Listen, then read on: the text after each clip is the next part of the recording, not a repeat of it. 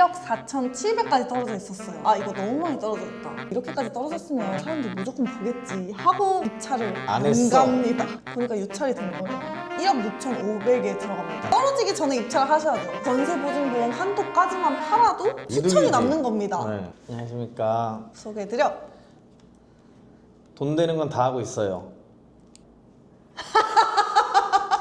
제가 그 전 영상에서 너무 길게 촬영을 하시는 거예요. 빨리빨리 말을 해라. 너무 느리다. 뭐가 문제일까 잠깐 회의를 했거든요. 뭐 했습니다. 뭐 하시면 됩니다. 이런 식으로 얘기를 해가지고 요체로 바꿔라 했더니 뭐라 해라고?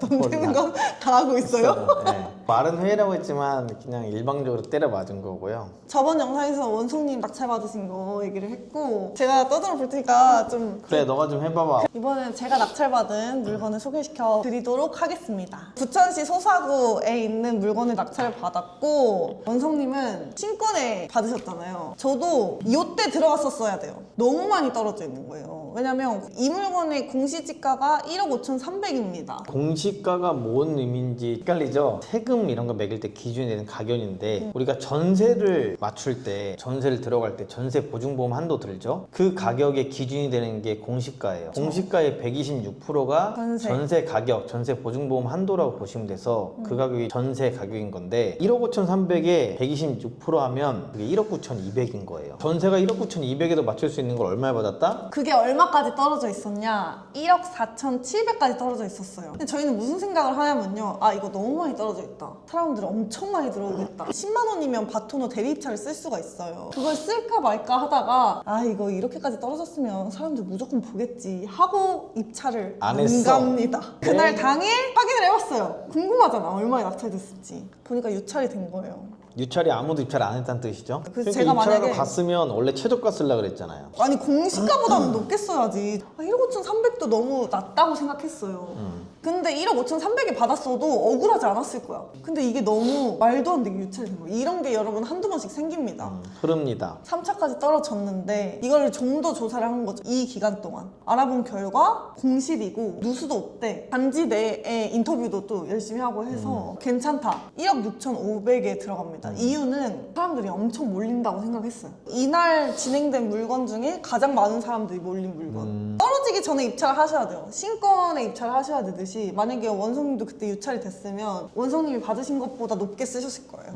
저 보세요. 1억 4,700에서 한번 떨어지니까 더 빡세게 조사를 한 거예요. 왜냐면 아까우니까 공실인 것도 알았고 누수도 없고 괜찮은 거 알았고. 그쵸. 그 주변에 물건들이랑 비교를 했을 때 만약에 낙찰받아서 공실로 내놨을 때 내 물건이 1등이겠다 라고 생각을 한 거죠. 여기가 5층인데 엘베가 있는 5층입니다. 2위 금액도 보세요. 2위 금액도 1억 6천을 넘겼습니다. 그러니까 전차시를 훨씬 넘겨서 쓴 거죠. 다른 사람들이 보기에는 아니 멍청한 거 아니야? 그럼 2차 때 들어가면 되잖아 라고 싶지만 사람이 그렇지 않다니까요. 이렇게 에버랜드 눈치 싸움처럼 이렇게 되는 경우가 있어서 바토는 10만 원을 아까워하면 안 되겠다는 생각을 또 했어요. 그러네. 그때 10만 원 썼으면 1,000만 원 정도 아낄 수 있었던 건데. 훨씬 1,000만 원이 뭐야. 하지만 22명이 들어왔습니다. 네. 그리고 그중에 제일 높게 썼고 전차수도 넘겨서 높게 쓴 것 같지만 얼마 벌었는지가 더 중요하죠. 근데 나는 이거 진짜 아까워. 저는 여기서 하고 싶은 말은 밑에 10명 정도는 1억 1천, 1억 2천 막 이렇게 썼을 거 아니에요. 초보자분들은 당연히 유찰이 됐으니까 이 가격이 넘길 거라고 상식적으로 생각을 못하지. 그게 부담스러워요. 심리적으로. 이것도 진짜 교훈이네. 한다고 했을 때 하자고 마음 먹었을 때 해야 돼. 경매해야지. 규제가 나온 지 얼마 안 됐었고 97 대책이 나왔을 때였어서 그런 분위기도 있었고 10월 29일은 10.15 대책이 맞아요. 나왔던 때라 분위기가 되게 뒤숭숭했을 때일 거예요. 맞아요. 그리고 추석을 앞두고 있던 때여가지고 그 추석 그 달에 이렇게 말도 안 되게 흐른 물건을 2개 정도 봤어요. 맞아 이거 맞아. 포함해서. 그 얘기 했던 거 기억난다. 네, 1억 6,500에 받았는데 제가 이게 수익이 안 났는데 낙찰을 위해서 받은 건 아닐 거 아니에요. 낙찰을 위한 낙찰이 아니었지요. 1,500 정도 더 남길 수 있었는데 아쉬웠다라는 거고 사실 이 정도도 수익권이긴 합니다. 보여드릴게요. 전세보다 매매가가 당연히 높다는 건 아실 텐데 저는 전세보증보험 한도까지만 팔아도 그치. 수천이 이득이지. 남는 겁니다. 네. 안 할 이유가 없지. 비싸게 받았다고 하지만 사실은 전세가에만 팔아도 진짜 아니 당연하지. 남는 거라 2, 3천 엄살 부리는 남는 거지. 거예요. 1억 6천대잖아요. 레버리지를 쓰면 투자금이 정말 적어집니다. 그렇죠. 만약에 전세를 맞췄다면 이건 우리 풀피네. 풀피죠. 그쵸, 풀피죠. 한 2, 3천만 원 진짜 풀피 돈이 나한테 들어오는 겁니다. 팔지도 않았는데 플러스 P가 되는 거죠.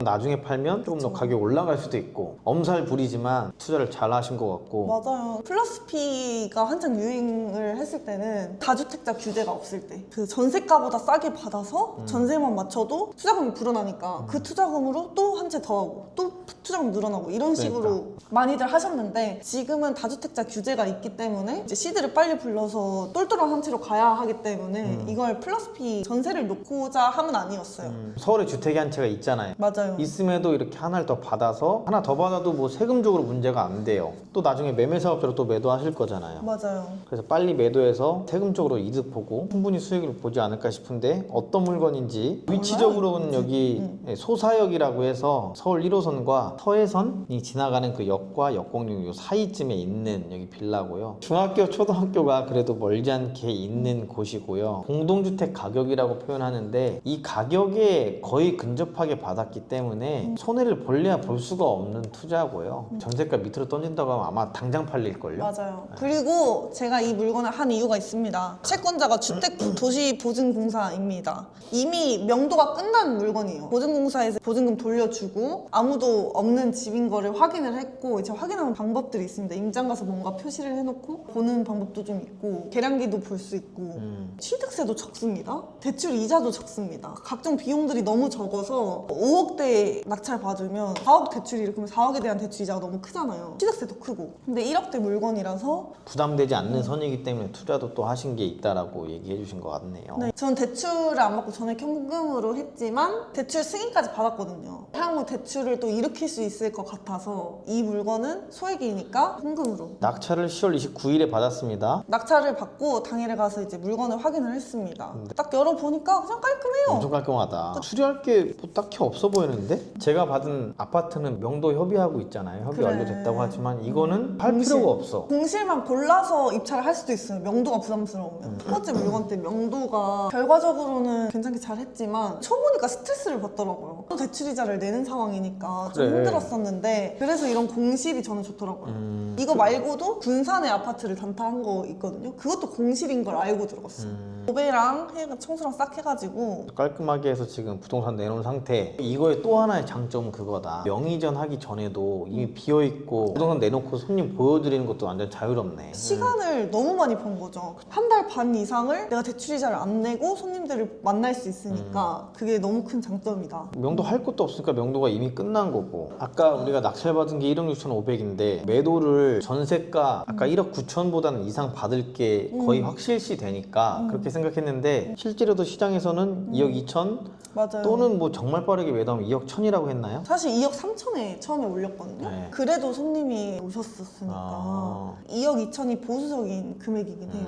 근데 아무리 더 낮춰도 2억 1천? 2억? 1억 9천에 팔아도 남는데 굳이 그렇게 남는데. 할 필요는 없지 지금 여유가 있으니까. 고민을 하고 있어요. 한 사이클 돌려볼까? 이번에는 매도 차익을 좀 욕심을 내볼까? 욕심 내보는 게 맞는 것 같아. 이렇게 판다고 하면 차익이 한 4,500만 원 예상인데 요것도 세금 다 떼고 매매 사업자를 했을 때야. 잊지 마십시오. 1억 4,700에 낙찰받을 수 있었던 물건이라는 것을. 아이 그렇게 하면 안 돼. 아니 그만큼 기회가 많다는 거지. 3, 4천 차익은 생각보다 어렵지 않다는 거죠. 근데 이거는 승엽 PD님 뿐 아니라 이 22명 다 똑같아. 다 기회를 놓친 거야 지금. 이 기회를 잡으셔야지 뭐하고 계세요? 아 경매 해야 되는데 하고 저도 미루고 있었거든요. 그러다가 해봐야겠다 하고 입찰한 지 몇 번 안 돼서 3번 만에 낙찰을 받은 거라서 맞아. 아쉽기는 하죠. 네, 네. 아쉽지만 그래도 결과론적으로 얘기합시다 우리. 이거 4,500만 원이 사회 초년생의 연봉이에요. 저희도 또 계속 입찰하는 것도 보여드릴 테니까 간접 경험도 해보시고 제가 운영하는 스터디도 또 와보셔서 같이 수익을 만들어 보는 걸 경험을 해보면 좋을 것 같습니다. 경매랑 공매랑 같이 6주간 배우는 거고요. 제가 스터디 이름 지을 때 때 낙찰 보장한다 그리고 소수정예로 한다라는 게 정말 뭐 나름 의미 있게 지은 건데 낙찰 보장한다는 게 정말 쉽지 않거든요. 여러분들이 포기하지 않고 끝까지만 하면 한 건 낙찰 받을 때까지 피드백을 해드리고 같이 고민해드리고 스터디 시작 전에 여러분들의 재무 상담도 같이 해요. 모으신 돈이 얼마인지, 지금의 주택수가 몇 개인지, 대출의 기준이 되는 연봉은 얼마이신지 이런 걸 조사를 해서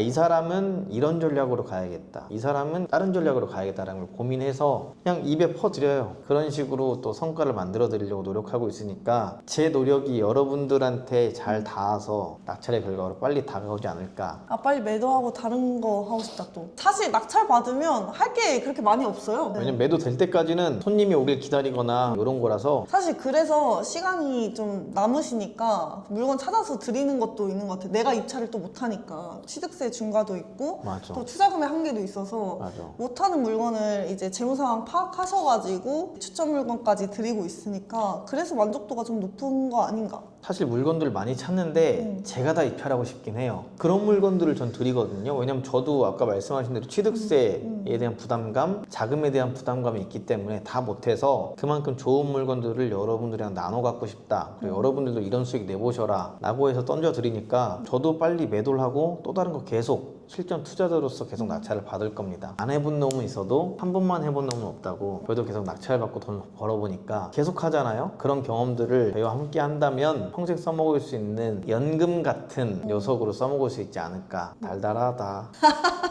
안녕. 네, 빠이.